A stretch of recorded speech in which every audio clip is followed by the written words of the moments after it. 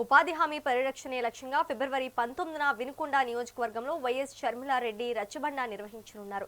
కేంద్రం అనుసరిస్తున్న విధానాల వల్ల కార్మికులకు వేతనాలు అందడం లేదని కాంగ్రెస్ నేతలు విమర్శించారు. కార్మికుల హక్కుల కోసం బకాయిల చెల్లింపులపై ఈ కార్యక్రమంలో చర్చించి ప్రజల అభిప్రాయాలు సేకరించనున్నట్లు జిల్లా కాంగ్రెస్ అధ్యక్షులు సుధాకర్ తెలిపారు.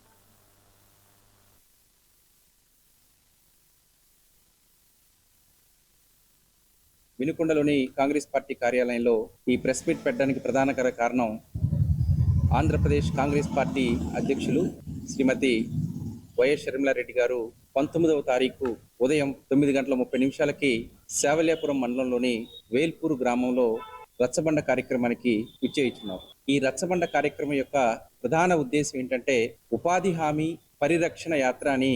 ఈ మధ్య కాలంలో బీజేపీ ప్రభుత్వం ఈ ఉపాధి హామీ ఏదైతే పేదలందరూ కూడా కరువు పని అని పిలుచుకున్నటువంటి ఈ కార్యక్రమాన్ని పూర్తిగా నిర్వీర్యం చేసేదానికి ఆ మహాత్ముని పేరును తొలగించి పిబి రామ్జీగా పేరు మార్చడం, అదేవిధంగా గతంలో ఉన్నటువంటి ప్రభుత్వాలు సెంట్రల్ గవర్నమెంట్ 90% నిధులు ఇస్తే రాష్ట్ర ప్రభుత్వాలు 10% నిధులతో ఈ పథకం ముందుకు సాగేది. కానీ ఇప్పుడు వీళ్ళు తీసుకున్నటువంటి నిర్ణయం 60%కు కుదించి రాష్ట్రం మీద 40% పెట్టడం అనేది నిజంగా రాష్ట్ర ప్రభుత్వాలు దీన్ని భరించేటువంటి పరిస్థితి కాదు.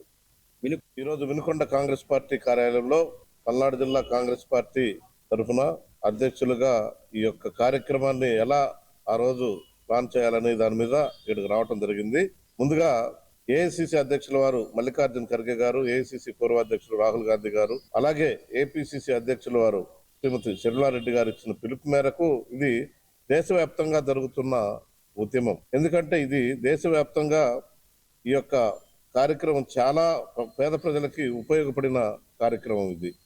ఎందుకంటే ఆ రోజున యూపీఏ గవర్నమెంట్ లో ప్రధానమంత్రిగా శ్రీ మన్మోహన్ సింగ్ గారు, అలాగే యూపీఏ చైర్పర్సన్ గా శ్రీమతి సోనియా గాంధీ గారు, ఇక్కడికి వచ్చేసరికి మన మహానేత వైఎస్ రాజశేఖర రెడ్డి గారు ముఖ్యమంత్రిగా ఉండిన సమయంలో 2006 ఫిబ్రవరిలో అనంతపురం జిల్లా బండ్లపల్లి అనే గ్రామంలో ఈ మహాత్మా గాంధీ గ్రామీణ ఉపాధి హామీ పథకం మొదలవటం జరిగింది.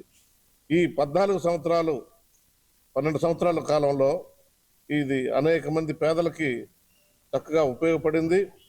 ముఖ్యంగా అనంతపురం జిల్లాలో, మహబూబ్నగర్ జిల్లాలో ఆ రోజున అనేకమైన వలసలు ఉన్నాయి. ఎందుకంటే మరి దారుణమైన అంశం ఏంటంటే అనంతపురం జిల్లాలో స్త్రీలని వ్యభిచారం చేయడానికి కూడా భర్తలే పంపించి వాళ్ళ పొట్టకూటిని గడుపుకోవటం జరిగింది.